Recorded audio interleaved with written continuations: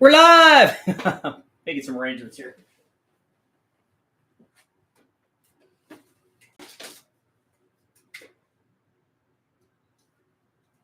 not sure why all this is happening, but let me get some coolness going on here, and so the camera doesn't focus on the green screen. We are once again live, so cheers everybody. It's an energy drink, but still. Frosty cold beverage. Tonight we're going to talk about the video that I just put up, which is part 2 of the SDAC 32, the little Mopar meet that I went to with the Omni that we got the motor ready for, got the whole car ready for, basically. Again, shout out to the guys, Ben and Brian at the Car Farm, and their kids and everybody that went. Dr. Mike, I think, is the gentleman. But the event was cool, not just because we got the car ready and we were able to car show it and do all that stuff, because that was kind of cool. It was a good feeling to drive the car down to the car wash and get it washed and get it like washed and cleaned up for the last time, so I could walk away from it and go, yeah, the windows are all done and everything's done, and now I can walk away and people can look at it at car show and everybody can go ooh and all, oh look, it's all done. That's awesome. That was cool. But it was also cool because they had drag racing there, and I got to drag race, but I also got to see other cars drag race and a wide variety of stuff, ranging from there were NA cars there, and they ran, and obviously not as fast as the turbo cars, and then we have starting from NA cars all and stock cars all the way up to I think probably the big boy at the meet was this Omni that I have the picture of, and that was a twin cam motor, big turbo, big intercooler, chassis setup, big slicks, flares on the front end. It was it's a dedicated drag race car, dedicated front wheel drive drag race car, but an Omni, which is cool. And it was also Santa Fe blue, which makes it doubly cool. So that was kind of cool. And then to get to see like Nick, which is the next video that I'm doing on Nick's caravan, we're going to do a deal on the anatomy of a 10-second minivan, which is very, very cool, because it's a van. I mean, it's easy. It's a lot easier to go fast with lightweight cars. I mean, they're all front wheel drive and they all have their weight transfer and traction disadvantages compared to rear wheel drive cars. But the thing is that, the old adage still holds true, that if you make power and you have less weight, the thing will accelerate better. You of course have to get the power down, but once you get the power hooked up, lightweight obviously is a good way to go with the same amount of power. And then the van also, they tend to be heavier than an Omni does or something like that, L body stuff, but also less aerodynamic. So they're more weight and so it's harder to get going. And then once you get going, it's also doesn't mile an hour the same way with the same amount of power, because it's a big brick wall. It's a big brick it's a flying brick. So they have their work cut out for them in the vans. But the thing is, that's what makes it cool. It's like going fast in a big giant Cadillac or something that, shouldn't be doing that, because you got to make lots and lots of power to do that because it's super heavy. So maybe it's convertible, maybe it's really cool.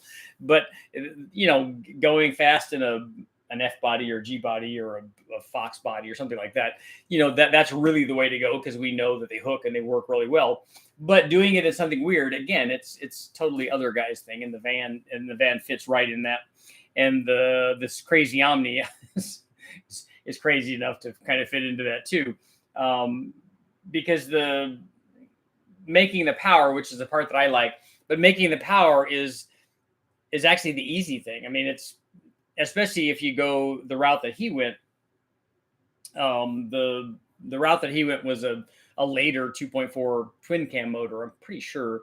And then because and we'll talk about this in the video on Nick's van, the recipe is that if we can make the NA motor more powerful, which you can out of a 4-valve motor compared to an 8, the 16-valve motor compared to an 8-valve motor, an 8-valve motor, and this particular 8-valve motor, not great in terms of flow and stuff.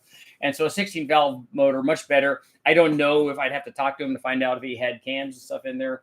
I would hope that he would have had something more than stock cams in there, because you could certainly, improve the power output, improve the NA power output, and subsequently the boosted power output. You know, a lot of people mistakenly think that, oh, you just got to put a big turbo on there. Well, yes and no. It's a lot harder to make power when you're starting out with 100 horsepower NA than when you're starting out with 200 horsepower NA. It's a big difference because the amount of power that you could make is ultimately dictated by that. But also, if you could get to the same point with 100 horsepower starting out as an NA combination, it's going to require a lot more boost to get there. And then we run into, in my opinion, higher boost levels just multiply the potential problems that you have. And so that I don't really like going that route. And especially if you're going all out.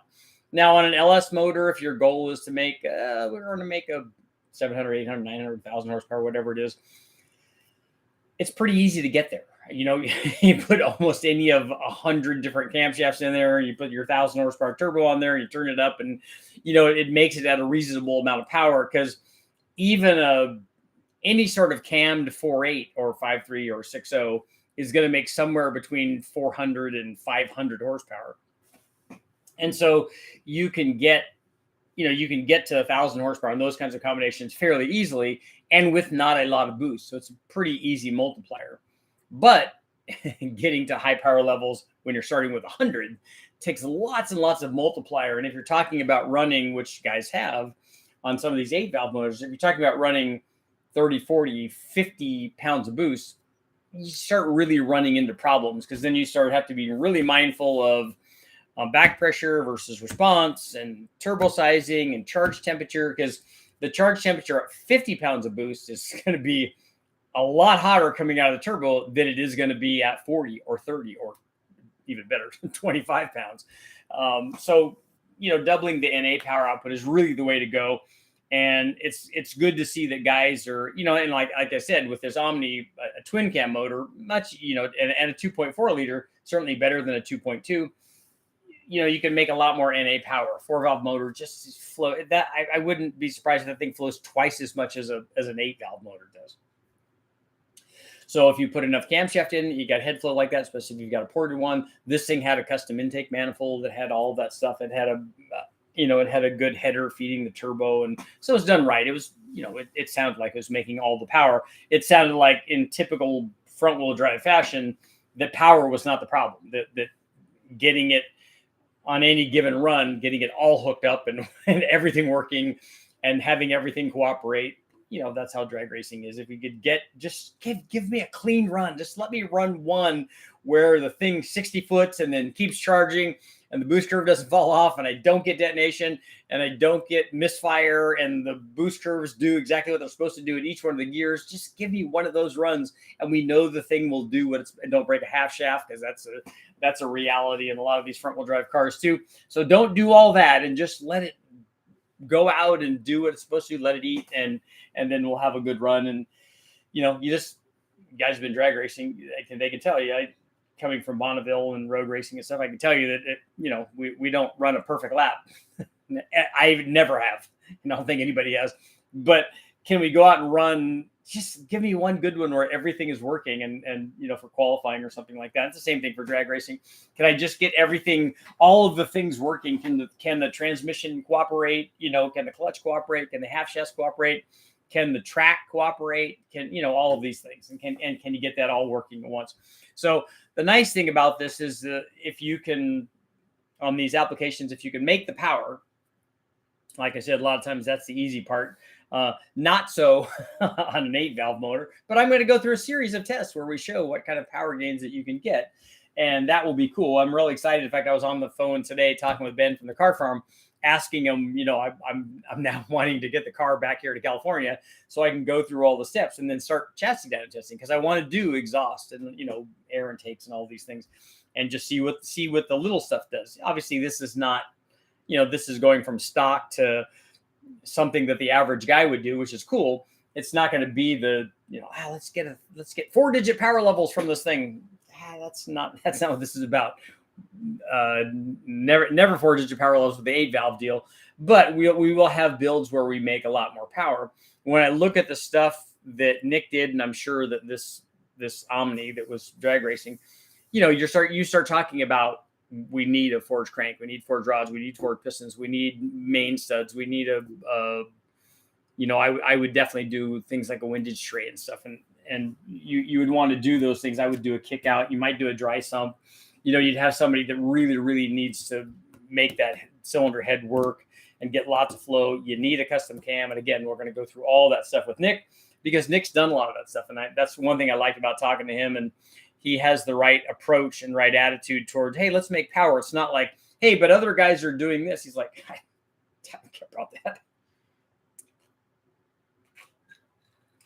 Chris, 2.5 Spirit Turbo. Nice.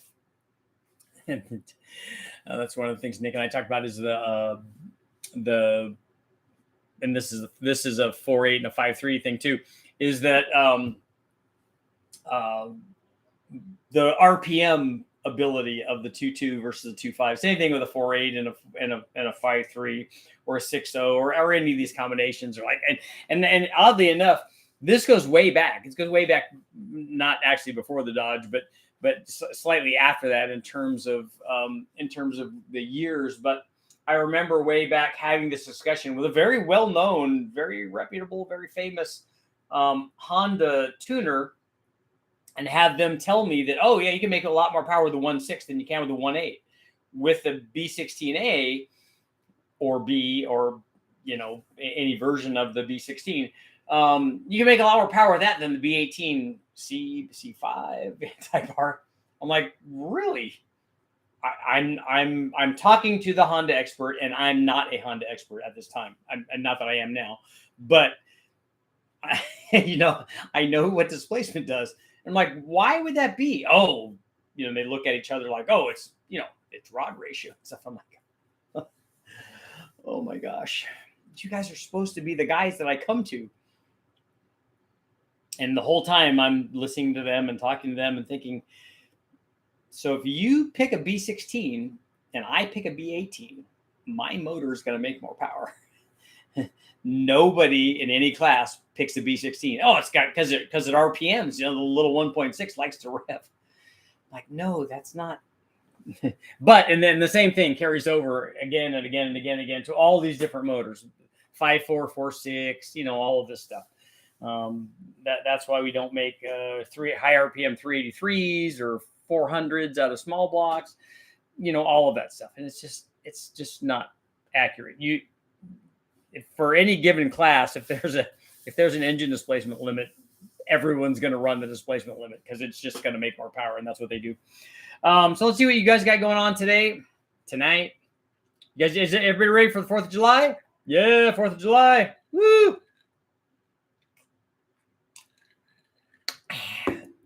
Frosty cold beverage. My goal would be to get the Omni to I'd like to drive the thing around every day, have it be perfectly reliable. Like even 200 at the tire would be lots of fun.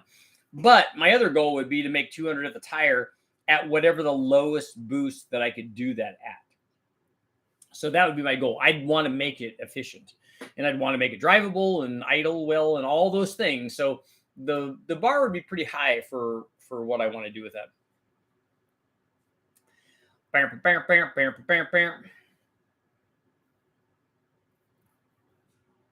What's the marquee doing here? In high school, the Omni was not the chick magnet. The 71 Torino was. 71 Torino is really cool. Although the thing is, I don't know that would girls have, was it painted nice and had rims on it and stuff? Because normally they like that a little bit more. I don't know that they appreciate, or well, I can't say all of them because that's rude of me. But I like 71 Torinos myself.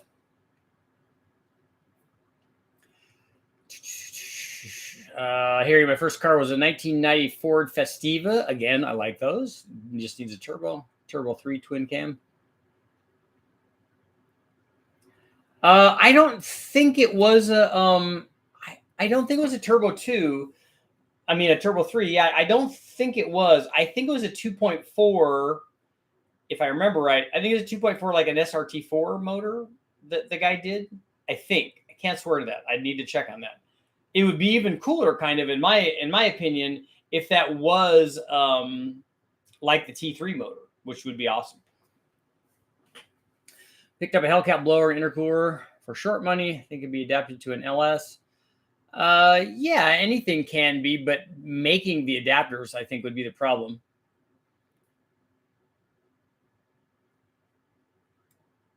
There was and in part one of that video, if you take a look, there is a T3 swapped 87 GLHS, which is I think what the Ben at the car farm wants to do too, because they have a few of those. They have a few of those spirits, the RTs, and then he wants to put that drivetrain in there, and it's definitely better than a 8-valve is.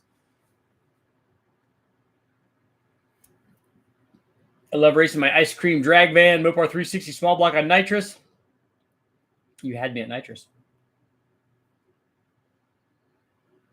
Wish I would have kept my 84 Dodge Ram Charger with a 360 LA. Yep. Was the Omni smoking the tires the whole pass? I don't know. I have to go back and look at the video. It sounded like that to me. Sounded like it was on the edge the whole time. That car, after talking to Nick, that car has run low 9s at 154. When I saw it, it ran 930 at 146. So it's, it's making some smoke, but I don't think he was able to put all the power down. So I don't know how, how he was ramping in the boost and stuff. And I don't know what the track condition was. Is an AFR 245 head too much for an LQ9 for a daily driver, fully tuned for maximum horsepower? I don't know what you mean by fully tuned for maximum horsepower. Is this a blower car? Is it a turbo car? Is it an NA motor? How much camshaft does it have? Does it have a stock bottom end? Do you have valve reliefs? Do you have lots of camshaft in it? If it's a daily driver, like in my mind, when somebody says daily driver, that's not the cylinder head that I would pick. I would pick a stock one. But I don't know how much power you want in your daily driver.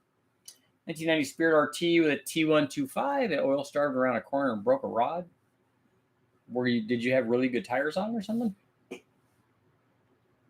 11 likes and 50 people. Come on, people, get those likes up. It's 70 and 30 now. Just clicked on it because I saw the headline. Yeah, that Omni was moving out. Stretching rod bolts.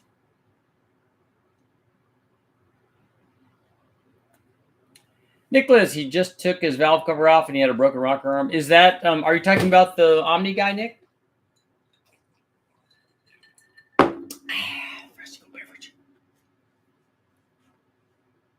Pretty sure you can get your Coney shocks rebuilt at Coney. I have Coneys on the Omni. Put a twin turbo on an engine, small block Mopar. How much boost is equal to a 250 horsepower shot of nitrous? The amount of boost it would take to make 250 horsepower would be a function of whatever the NA power is. So I need to know the NA power, then we could calculate it, and then I could tell you. If the motor that you're putting on is only 250 horsepower to start out with, then it would be 14.7 pounds roughly. If it's 500 horsepower, then it would be 7.5 pounds. It makes sense to make more NA power. That way the parasitic drag effect will be less from the power adders. Yeah, you don't have parasitic loss really from the turbo, but if you had a supercharger, you certainly would.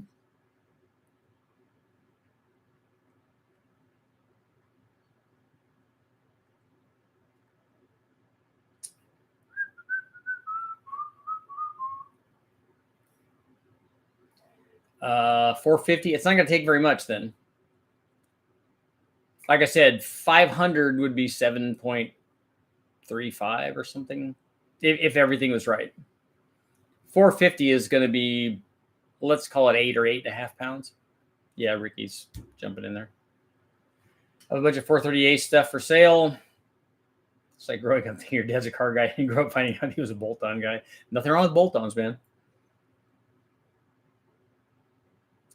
Same thing with the 2.25. Everyone says the 2.5 makes less power because of rod ratio. That's just ridiculous. I think that, and in fairness to the guys that are comparing 2.2s and 2.5s, because Nick and I have had that conversation, I think what a lot of guys might be basing that on, they might be basing it on the way that the car drives, the way it drives in the car, and what they're not realizing is the factory ECU is all torque managed. So they're taking a bunch of torque away, and especially more so on the 2.5, to save the transmission. So the thing might not feel, it doesn't feel the way it could feel if they allowed like free range and allowed that thing to actually make the boost that it could from the 2.5. Because I guarantee you that, and this would be even more the case, like with the stock turbos, the 2.2 is going to spool up fairly well. A 2.5 even better. But if you start putting a big turbo on it, the 2.5 will really come into its own. It will really spool up. You'll see a marked difference between the response rates of those two motors, because the bigger motor is going to have more low-speed power.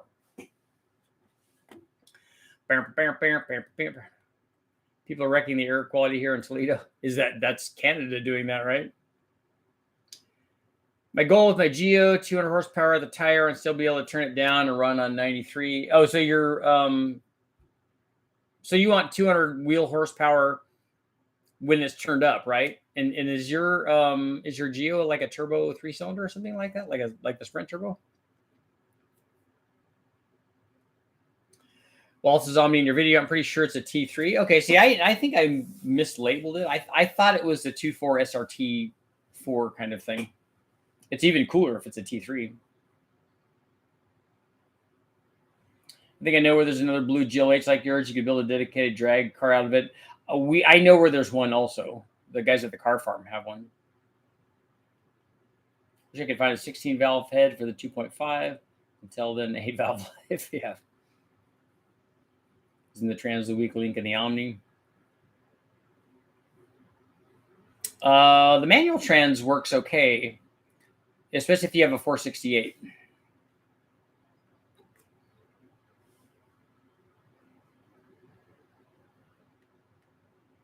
The Starion turbo was a rear-wheel drive and had a completely different drivetrain in it.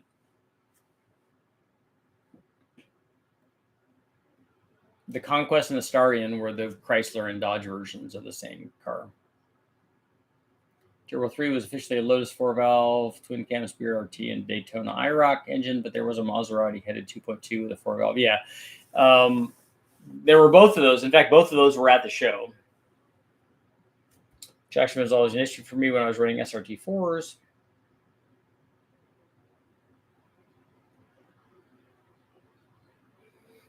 Kevin, you want to know the difference between a 220 220 and a 218 228? My guess is a 218 228 would make more peak power.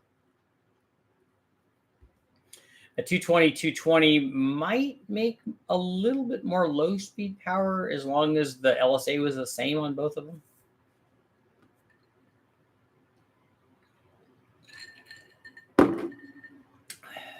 Kyle, I want to know what Kyle has to say.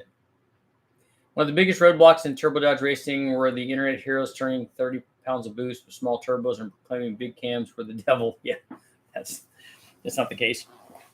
And again, in defense of the guys that wanted small turbos on those and running lots of boost, the things are really responsive and they came on like gangbusters and it felt really good. But, you run into I don't know how they're running 30, because you'd have to size the turbo to make that boost level, especially at the power peak. And then a better turbo on there would make a lot more power, because 30 pounds of boost would be, that's 3 bars. That's a lot. The Omni had a broken rocker arm. Okay. That's why his mile an hour was down? I want to see that car go 8s. That would be very cool. My 428 made 661 at 30 pounds. That's good power. Twice the horsepower gives double atmospheric pressure. Yeah, if you run 14.7 pounds of boost and you have everything right, meaning intercooling and air fuel and especially timing, you can double the power output at 14.7 pounds. Have you done Ecotech stuff? I have not. I've never even run one, even on a chassis dyno. I don't think I've ever run one.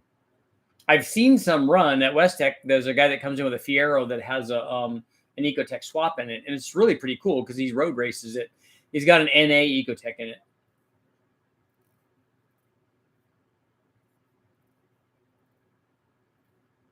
What about a budget K24? I've already done K24 stuff, and I'm doing more stuff already. Ed Peters, formerly Chrysler engineer, was a big advocate of the 2.5 turbo. We know, and I love that a lot of these guys have talked to old engineers and stuff, and that's all fantastic. But a 2.5 makes more power than a 2.2. It doesn't. It wouldn't matter to me if a Chrysler engineer came to me and said that's not accurate, Richard. I would tell them that he's wrong because it's a bigger motor and it's definitely going to make more power. Oh, we do have to have a poll for tonight, right? Brakes, NA, then turbo and solvents. Take a look at the K24 videos that are already up. Brakes, you might like what you see. I ran a bunch of NA testing and then I installed the turbo, so it has what you want there. And it's a JDM or junkyard motor that I bought from a local JDM place.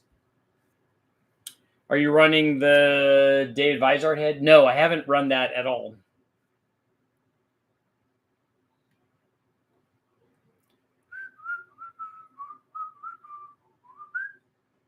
A bolt-on cams only K24 with right head and oil pump will do 240 plus horsepower. We made 300 horsepower NA, I think, with the K24, if I remember right. That might be too much. Let me look. I'm going in. So we need to go here. We had a lot of bolt-ons though, because I was over with the guys at Skunk, and they obviously know how to make power. Okay, my documents, dyno results, Honda. I thought that was more than that. K series, Skunk 2 dyno session, final NA, big header, pro manifold, long tube header, Kinsler. We ran ITBs on it, which was cool.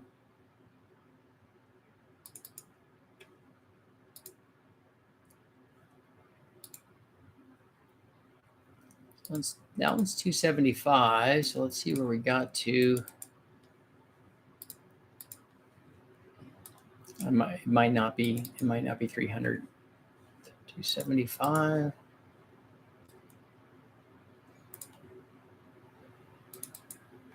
It's already there.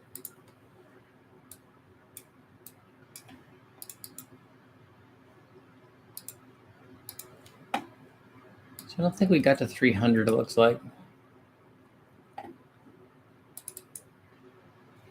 Yeah, this is at 8,500, 8,400, 272 or 273, it looks like, is the best NA run, I'm thinking.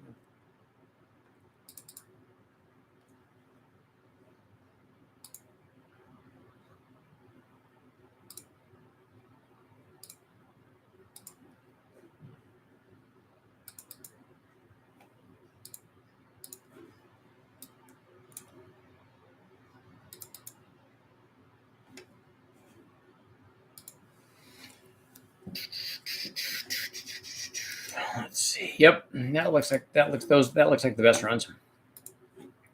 So it did pretty well, and then obviously when you start doing, boosts on those, it makes a lot of power. Get a rampage. There were a couple of rampages at the event, which were very, very cool. And it definitely made me want one. There was a NA one. There was a T2 swap one, which is awesome. That's what I would want.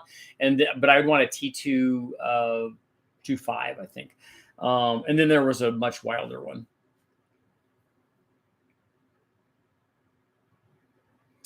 Just finished building my first engine, Big Block 396. Congratulations. Bit of a radical cam. How long should I run the break-in oil before I switch over to it? Have 15 miles on. I would normally do break-ins for about 500 miles. 525 was the stock 5-speed Agile HS car. That was a limiting factor. Switch over to a 520, 555, or 523, or 568.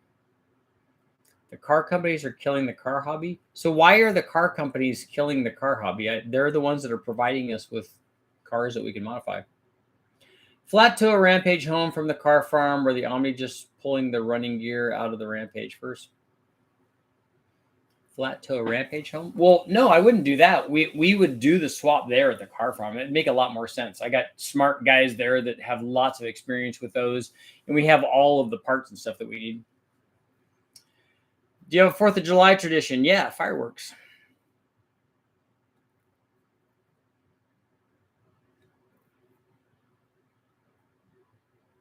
Let's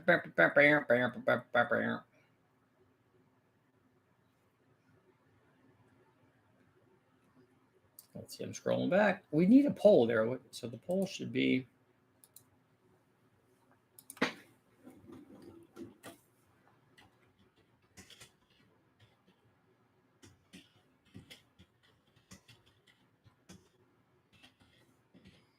This will be good. Does a front-wheel drive car need wheelie bars? Let's find out. See what people think. See what's up.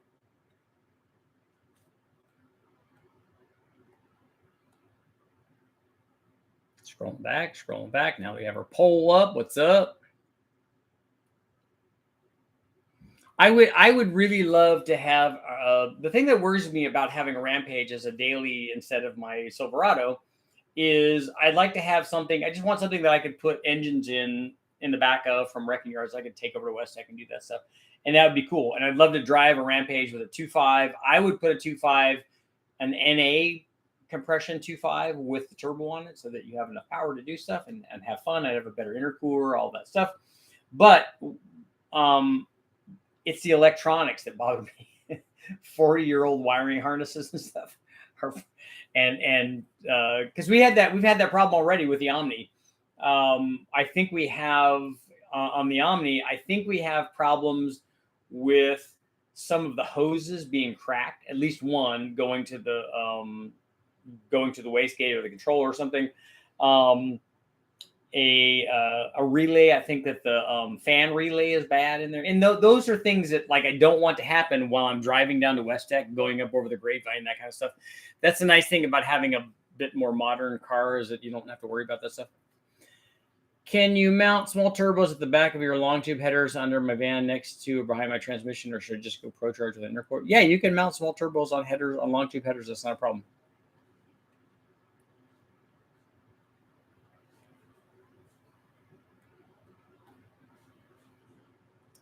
Goat Pilot. Oh, so you want 3.6 versus 3.6? I've never run either one of those.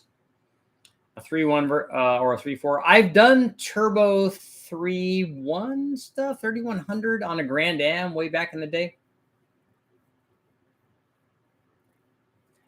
When I mentioned the 6.1, 6.7 Cummings, I don't think you caught. I said the gasoline powered. I saw that it was gasoline powered, but a gas. If they made a gas version of the Cummings engine, it's not going to be very good. It's not going to make a lot of power.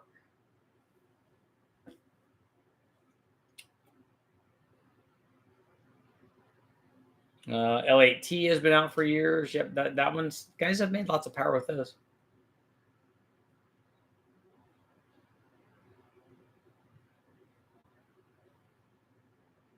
Seriously, though, one of the old internet famous heroes running 10s and a K car with a Super 60 T3 at 30 plus decided a factory throttle body injected 2.2 cam was optimal for everyone. That's actually the go-to cam. I mean, and the only reason that I think that would work, like that's probably the cam that I would put in my daily driver. And that should tell you something that I wanted as a daily driver cam, because it's a factory cam. But I think is Kyle, correct me if I'm wrong, isn't that the biggest of the factory cams? So it should make the most NA power of any of the factory offerings. And then, you multiply that. And if you do it with lots of boost, you could make lots of power. It's not as good as like real cams are.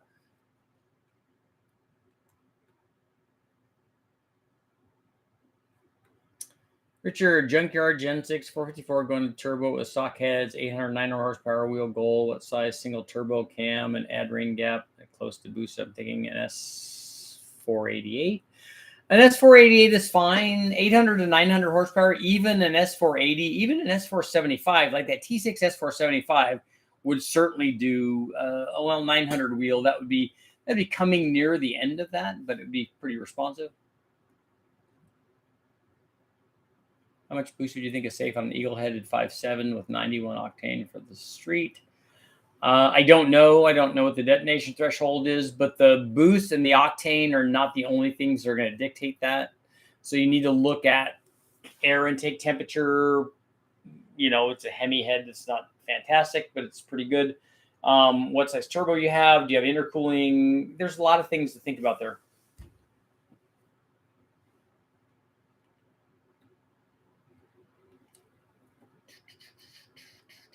I'm looking at an LM 5.7. 5.7 Gen 4 ROS DSS stock size replacement pistons, stock heads with porting VS 7875, 800 and wheel horsepower.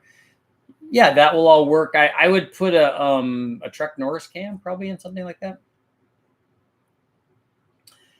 I'm hoping Richard will do NA versus turbo cam someday on the 2225. I will, but the thing is, there aren't a lot of good NA. Like in my opinion, the TBI cam or whatever, or even the carbureted cam, all of those are turbo cams. Every cam that Chrysler offered in those 22s and 25s, every one of those is a turbo cam. Obviously, like every camshaft is. Every one of those is fine. None of those are. They're all so mild that they're all just like perfect kinds of cams for turbos. Even if you, because of the early days of ECUs and stuff, even if the idle was slightly off, because I think that they went milder in the camshafts, even if it was slightly off, it's still going to work really well.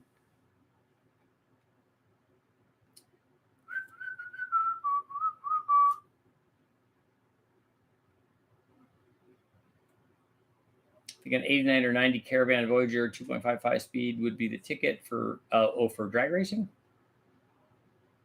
Front-wheel drive needs a traction bar, not to prevent excessive wheelie, but preventing too much weight transfer, lightening the front, limiting traction. What kind of hoses do you like? Like, you mean like garden hoses? It's my first live. I've never got the darn kids and wife asleep and wait for me to catch up on one. Wives are a wonderful thing, and so are kids. I already have one of your Ellis books. I have a few of those. I need to do a sale on those. Dodge Electronics, yeah, not ideal. And the thing that happened to us, and this has happened, I'm sure, lots of Dodge guys, is that it rained when I was out there. It rained during the meet. And then what happens is if everything's not sealed up right, water drips down inside the car and wants to find its way via the wiring harness, I think, right down into the computer. And so it wants to get the computer full of water, which obviously, electronics don't really like that. And Go Pilot, that's right. Welcome. Vans with 360 Magnums have the computer right over the top of the engine. Yeah, I don't know what people were thinking when they did that. It seems like a bad position for electronics. Ever do anything with the Iron Duke? I have not, but I do want to.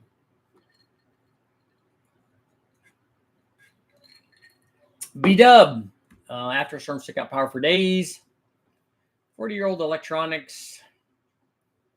Deoxit D5 is your friend. I've always taken the harnesses apart on large, crappy blankets in the middle of the room and checked every splice and connector. Yeah, I know that Ben from the Car Farm has done a lot of sanding on the contacts on both the harness and the ECU. I was lucky when we ran the stuff, and you'll be seeing that coming up. When we ran the chassis dyno test, which is very cool, we ran both, and it just plugged right in. We ran the stock computer, and then we ran the Stage 2 computer, and it all worked out kind of like it's supposed to.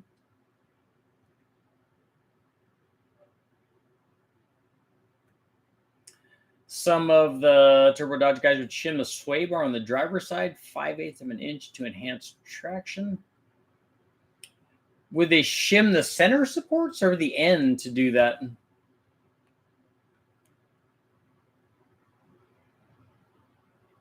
Just finishing up a 351 4V single turbo motor. Excited to get it fired up. Howard's Cam custom solid roller E85. So are you trying to make like lots of power with that? With turbo Clevelands are very cool. You normally see those in Panteras a lot. How's our pole doing? Really 50-50 on this? Does the front wheel drive need wheelie bars? Probably should have put traction bars on, but they are wheelie bars essentially in the back. It's not gonna, a front wheel drive car is not gonna pop a wheelie, obviously, but that's what they look like.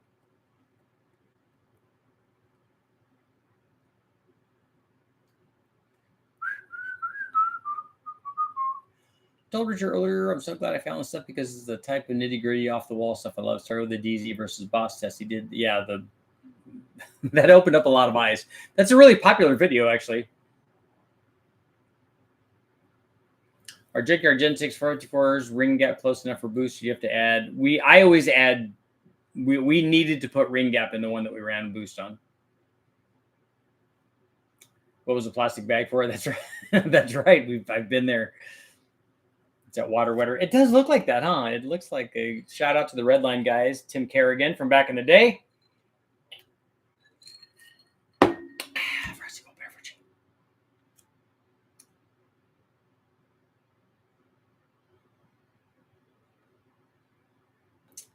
If the 6.7 isn't expensive, I'm getting one. Maybe I'll go in the truck for the weight. I know a 6.7 diesel is like 1,070 pounds. That's a lot for an engine.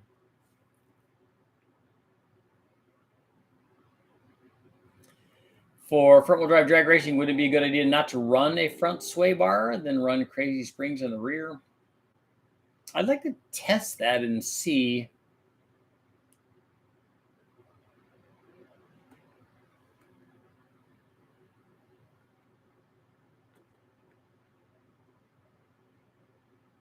Yep, all the way at the end of the passenger side. Okay, so they don't really have an end link because the way that the end of the sway bar is attached to the control arm on those. I was looking at the K member because they had at the car farm, like they have everything. There was one that was out on the ground that had been taken out of a car. So I was looking at the way that it's designed. I was looking at maybe widening one, maybe doing roller bearing control arms. Because after I got back from I do this when not so much with the drag racing. The drag racing was fun and I loved it, but the autocross course is really what kind of got me thinking about doing stuff. Looking for 850 on a turbo Cleveland. That should be realistic.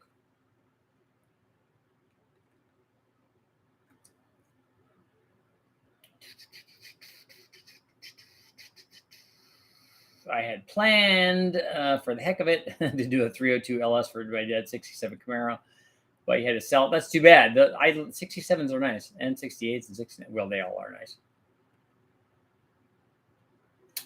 Makes chassis behave as a longer wheelbase. You just don't want it transferring weight to the back, as opposed to a rear-wheel drive car where you want it doing that. With enough power and tire, you can pop a wheelie reverse.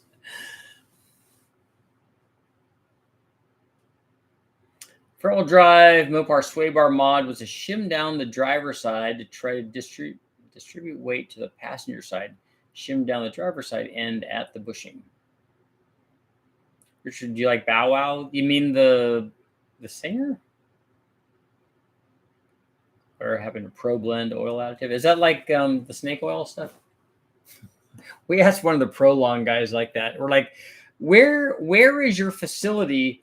Like, where do they actually squeeze the snakes at? The guy's like, what are you talking about? We're like, well, you have to get the snake oil, you have to squeeze snakes, right? And he's like, get out of here, you guys. That was good stuff. 2007, my son bought a 98 Eclipse GSX, all-wheel drive. I like that. He's determined to beat my Camaro, which is running 10 teens. That's pretty sporty. He ended up with a C606, still hasn't beat my Camaro. I like the C6s. In fact, I was looking at them today because I saw today while we were driving, I saw both of the C7 and C8, which I don't like either one of those. I like the C6 a lot better.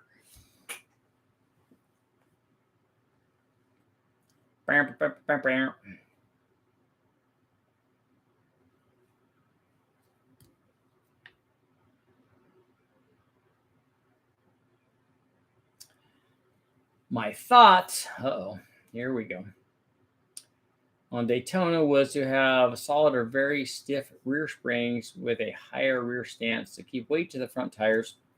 All of that is going in the right direction. What ring gap would you run on a 4-inch bore for nitrous? Can't find what I used when I built a small block Mopar 13 years ago. You'd run 6.5 or 7 thousandths per inch of bore. My first SRT4 was an 03 that didn't come with LSD. It torque steered like crazy. Guys talk about that torque steer thing all the time.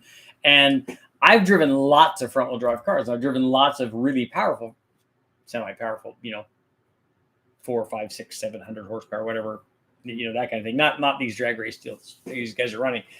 But even on the street, I'm like, I don't know why you're complaining about torque steer. You should have both hands on the wheel.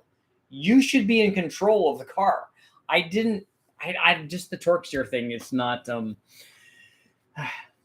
it's not a thing for me.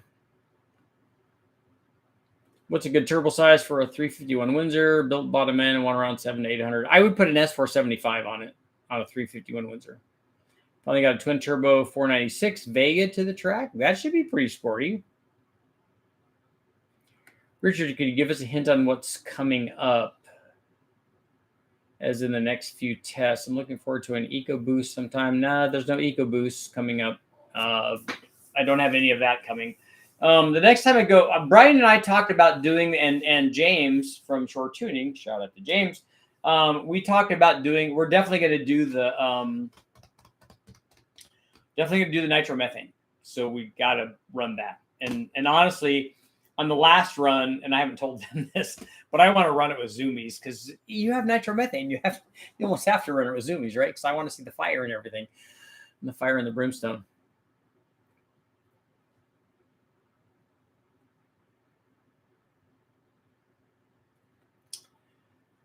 Quentin Cook, I want to make 450. Hopefully it's 450 flywheel horsepower, not 450 wheel horsepower, because you're not going to make 450 wheel horsepower with any sort of camshaft in a 5.3, but you can make 450 flywheel horsepower.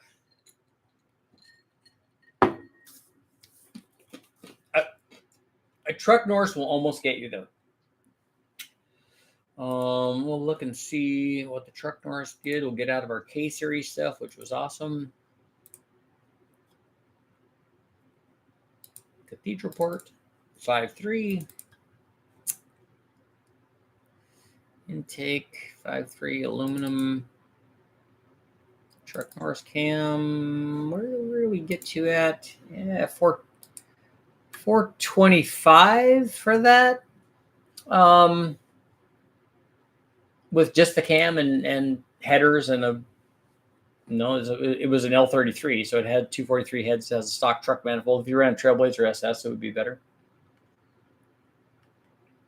450 to get there. The Sloppy Stage 2 will get you there. It'll be a little bit softer than the truck Norse will.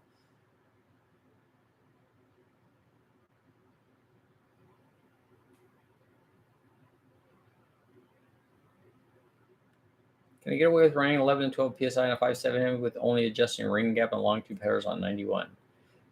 Yes, you can. You can get away with almost any amount of boost on 91 as long as you don't care that you've taken all the timing out of it.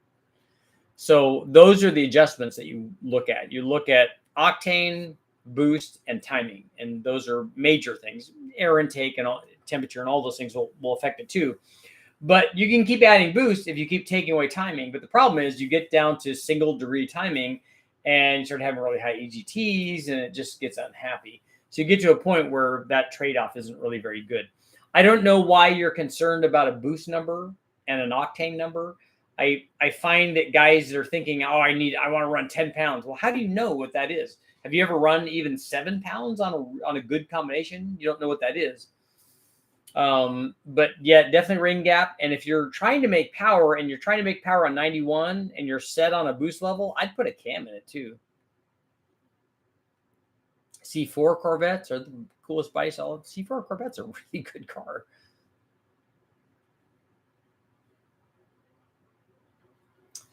Most verified horsepower I've seen and felt in an Omni was around 500 wheel horsepower. That's a lot. 40 pounds of boost in methanol. That seems like excessive. What is the horsepower goal with the Omni to make 8 seconds? That car, I heard all kinds of numbers. So I heard like 7, 8, 900 horsepower, whatever. Since it's a twin cam motor, it could make a lot more power than and not require 40 pounds of boost to do it on a twin cam motor. 500 wheel horsepower. Nick's van motor does that at about 27 pounds, I think. His is more than that. So on an 8-valve motor. So on a twin cam motor, it'd be much easier. No Godzilla stuff coming yet. I don't have anything planned for that. I don't want to like the C7, but it ended up being really fast with that Nürburgring. It is fast. There's no doubt about it. There's no doubt about that the C8 is also fast. But I don't the looks don't work for me. I don't like a C5 either. I like the C6 better.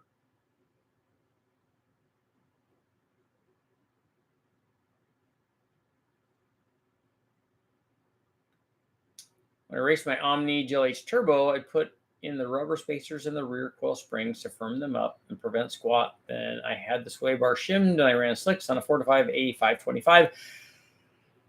I have coilovers on my Omni with Coney, so we could adjust the ride height because we just have spinners on it. Wheelie bars are for preloading the front tires. The more tension you put on them, the more weight transfers to the front tires. Mine run mid-13s at 100. That's good. That's a good mile an hour. Ran 6.0 in the 8th, 1:33.60 foot time. That's a good 60 foot time. We were playing with Brian's T-Rex truck the other night when I was back there. That thing was running 140s, 60 foot times. It was impressive.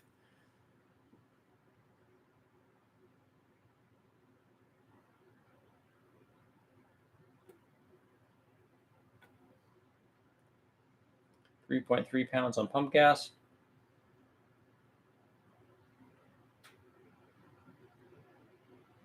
Sometimes you create the torque steer yourself by leaning forward a bit, pulling at the wheel rather than leaning back in the seat and relaxing and not overcorrecting. It's amazing. You see the write-ups in the car guy magazines and the wine and cheese magazines. I call them, car driver, road track, and everything. They talk about that. Oh, the torque steer is phenomenal. Like, really? Because I can tell you that I don't know how they decide that that's the case, but no racer that I've ever talked to has ever talked about that. Nobody's ever said, "Oh, you can't even hardly drive this. The torque steer is so bad." All they talk about is, "I wish I had more power. I wish I had more brakes, and I wish I had more cornering." They don't talk about that. 76 Honda Civic 1200 we used to autocross with 8-inch had torque steer and only weighed 1,250 pounds with 150 horsepower. That'd be a good combination. That weighs nothing. Cletus has a video of him running the nitromethane. Yeah, that's where we got the idea. I mean, Cletus is, Garrett's awesome.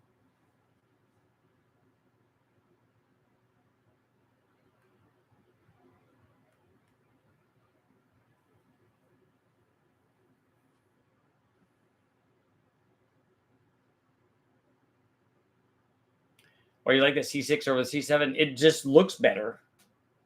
I don't like the edginess of the C7. I don't like that sort of stealth fighter. I like that the C6 is rounded more. And I don't like the C8 at all.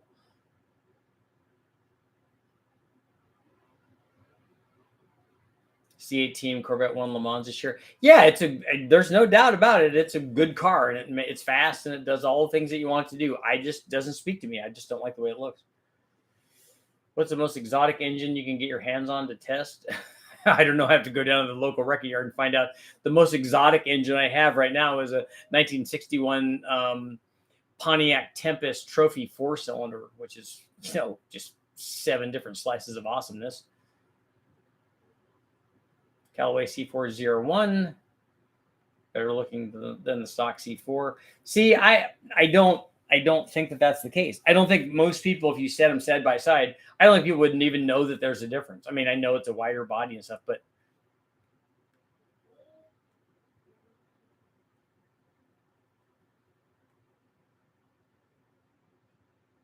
I really set on boost numbers. Just want to make 600 for my daily. I'm in California, so I'm kind of stuck with 91. Yeah, I hear you.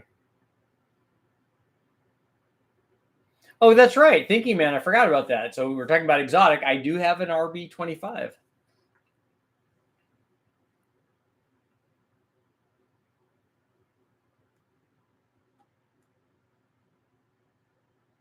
The C8 is competent, but can't hold a candle to the LA8 1969 Corvette C3. Yeah, an L88 wouldn't even be in the same. It wouldn't even finish on the same lap. But they are cool, and does make lots of power.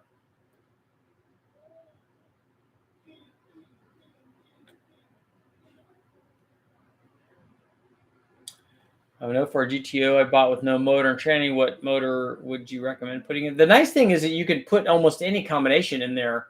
I would, for me, I'd be looking at wrecking yard stuff.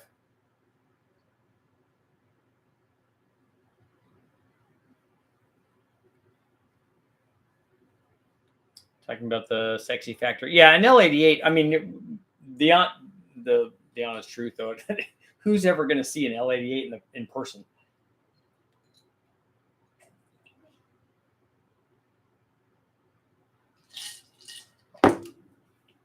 I'm actually mad at Steve Brule because they ran one. One of the local Chevy dealerships had one that I think came from a crate, which was a really good story. I think the Hot Rod guys did something with it.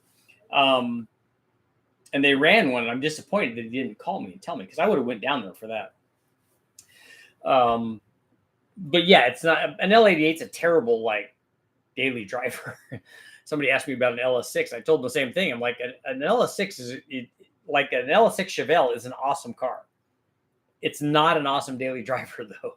It's cool to have and go to Cars and Coffee or whatever, but it's not a daily driver kind of thing.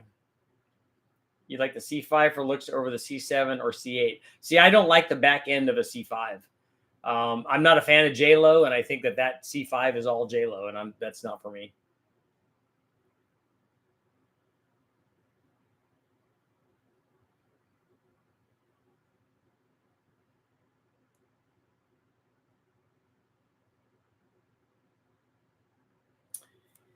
Is the L88 the 427 with aluminum heads? It's one of them. Actually, you could get an L89 aluminum head option on other big blocks as well, other than the L88. You could get that on the L78, the SS396. You could get that on the 375 horse 396. You could get those heads on that. You could also get it on the LS6 as well, but I think not till 71. Yeah, J-Lo is not, she doesn't do it for me. I mean, I think she's talented, but that's not my cup of tea. I remember the Cobras claim 0 to 100 to 0. They still do that. Yeah, it's not even close now. Jenny on the big block. That's right.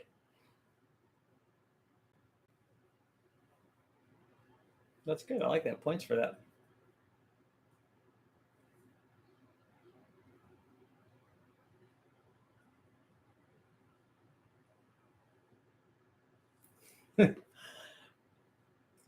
Go Pilot. Oh, Sofia Vergara. Yes. Definitely yes. My son has been wanting to beat my Camaro, which is a street car, but it's set up for drag racing, which is a car that can corner. If my car only ran 12s, he'd have a chance. Yeah, if your car's going 10s, that's a lot.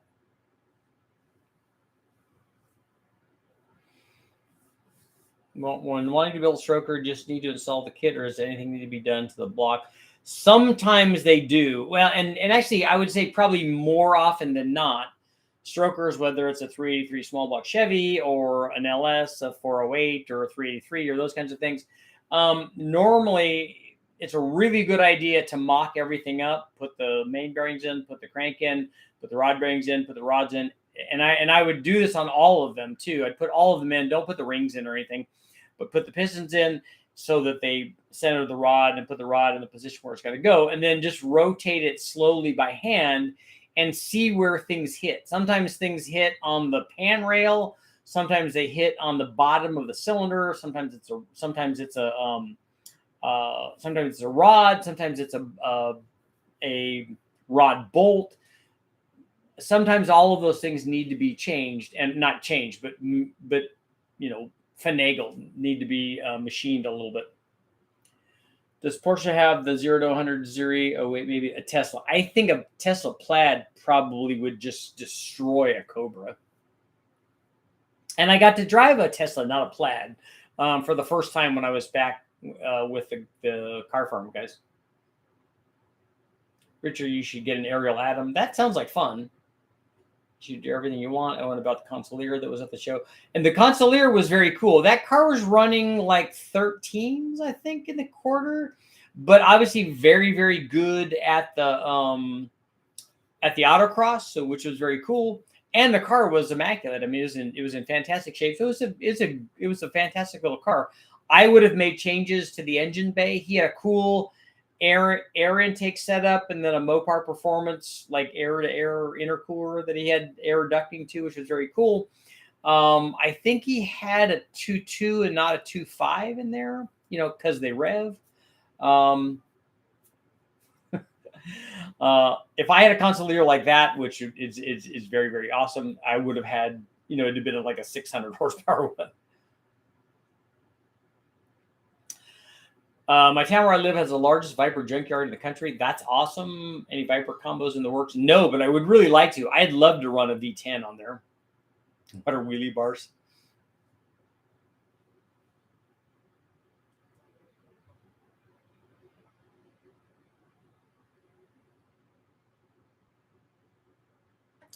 The first 383 that I bought didn't have any clearance work done, but boy, was I glad I tried to roll it over by hand. It's important to, that's why I like, when we have stuff on the engine dyno, I always try to turn it over with no plugs in it.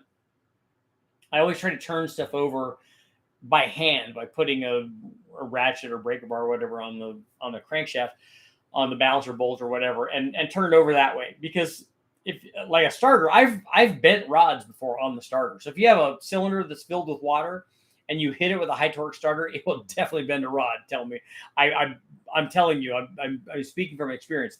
I've done that before, and it didn't just bend a factory rod; it bent an aftermarket like forged rod. Like to do a mid-engine Omni over an Renault R5. One of the places that I used to go to a lot back in the day down Huntington Beach, the guy had an R5 Turbo 2, which is one of my favorite cars.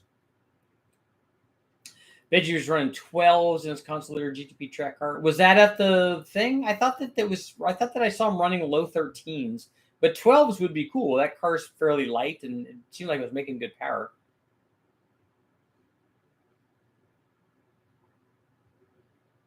And Viper V10s love boost. Everything does.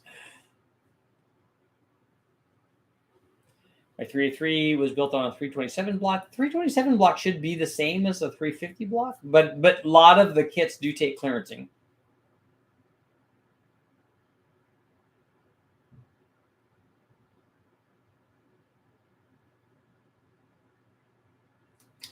Flawless. If you look up all the spark plug testing that I did, we saw 0 horsepower from. We tested lots and lots of different spark plugs. So I've never seen any change in power from spark plugs from anything that I tested, from plug gap to different types of plugs to indexing them, all of that stuff from different, you know, copper and iridium and 4-prong and all this stuff. Unless you had a misfire or a broken plug, I just haven't seen any change in power. That includes going from 100, 200, or 300,000 miles. I don't know how many miles these plugs had on them, but we're talking about beat up old junkyard plugs going to brand new plugs and not seeing any power at all. If you put a truck Norris cam in a 5.3, would you step up to a hot rod cam for a 6.0? Now, I would step up to a hot rod cam in a 5.3 if I wanted to make lots of peak power. And we'll do that. I have some ported heads coming from Brian Tooley, which we're going to run on the L33. And we should make a good bit over 500 horsepower with those, with that hot rod cam. Is a 4060 bore the largest factory 8.2 deck small block Ford can go? Most of the like 5-liter Ford stuff can't go 60 over. So I would definitely measure the wall thickness. And Jenny on the Mountain Motor Pro Stock. Horsepower 302, 327, 350.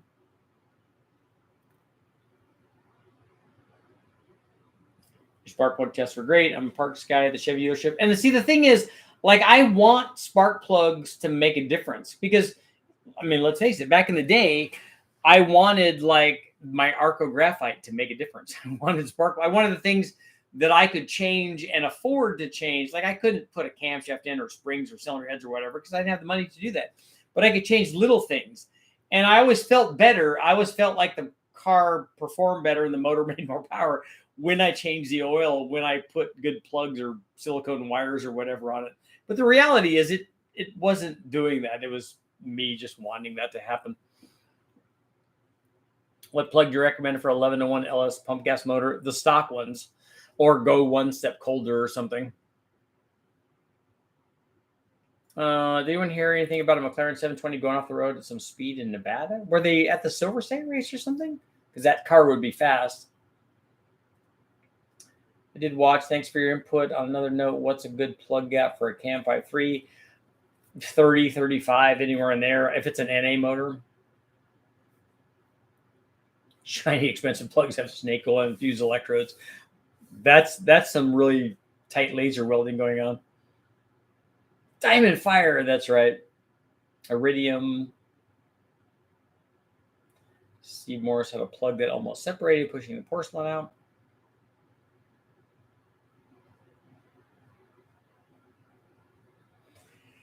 Yeah, split fire plugs. Again, I want those to be like a real thing. I want that plug design to actually show something on the dyno, but I just, we just haven't seen it. So I did screw up going to 45 on my plug gap. 45 is closer to probably factory spec. And as I showed, we've run 10,000s around 100,000s, and there really wasn't much of a change there. I know everybody wants there to be a bell curve for the middle thing. I don't think that that's there. 45, if things not misfiring, it's probably fine. When we run boost, we obviously put it closer to 20.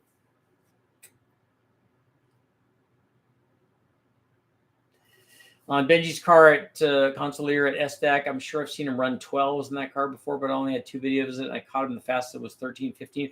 I remember the 13s, but, I'm not saying that he didn't do it because that car it makes enough power and the car's cool enough to do that. Steve Morris does fantastic stuff. He's a real engine guy. He does good stuff. Lambros race engineer. I've never heard of him. Got my lowering springs for my Omni from them. Drag van.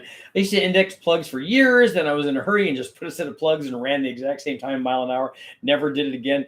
Yeah, we did. When I did the testing with all the plugs, and I didn't put this in the video, but I ran plugs from the plugs that came with the motor when I got it from the wrecking yard. And we didn't even, like, a lot of guys are really concerned about this.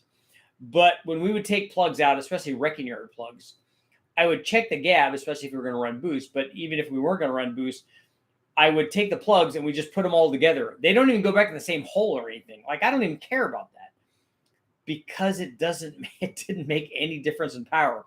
We could run the motor, take all the plugs out, swirl them around, close their eyes, do eyesies, closies, put the plugs back in, and the power would be exactly the same. It's not, it's not that critical. If you're looking for that, you're looking in the wrong spot.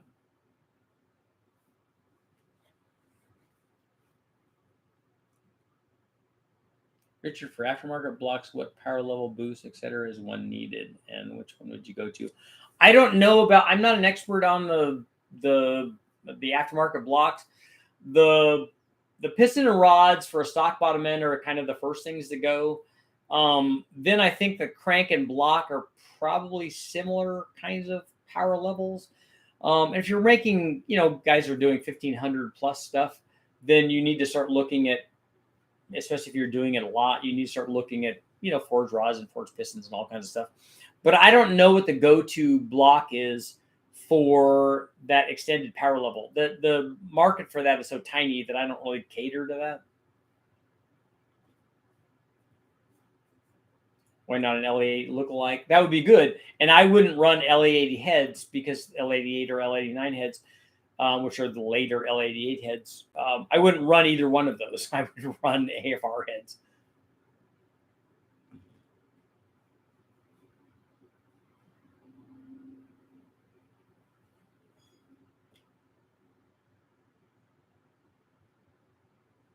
GK lasers. Do you think a stock Hellcat block will do 2,000 horsepower with turbos?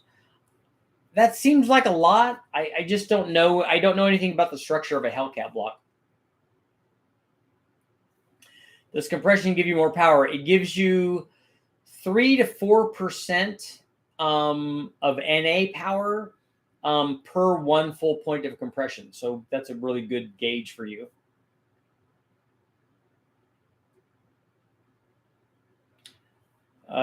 Goat Pilot. I wouldn't say that at all. If you're running 1500 and above, an aftermarket block is a good idea, especially if you expect it to run, lots and lots of passes.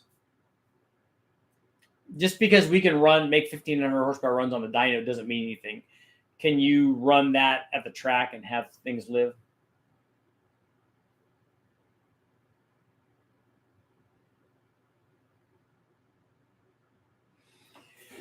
So our poll is 59% saying no. Does a front wheel drive car need wheelie bars? Most people are saying no. The fastest cars there, or the fastest car there, definitely had wheelie bars or traction bars. It had bars out back, just like we have for wheelie bars for rear wheel drive cars. And what they're trying to do is stop the car from transferring too much weight to the rear. And I didn't see them put preload in the bar, but they're probably, 0 or something maybe. I get 1.5 miles per gallon better with E3s. I'd like to see that test.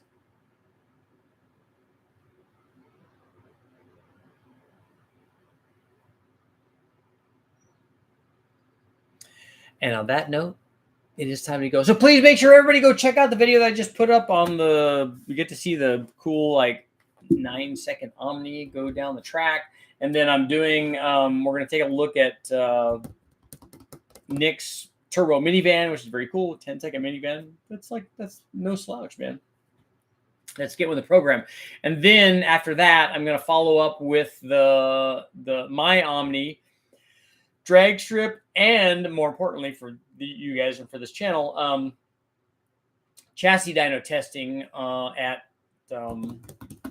James Short's place, because I haven't seen any really good chassis dyno testing on these motors. So this will be the start of cool things, and we'll do even more after that. Thank you guys all for showing up. I will see you all tomorrow. You're going to go watch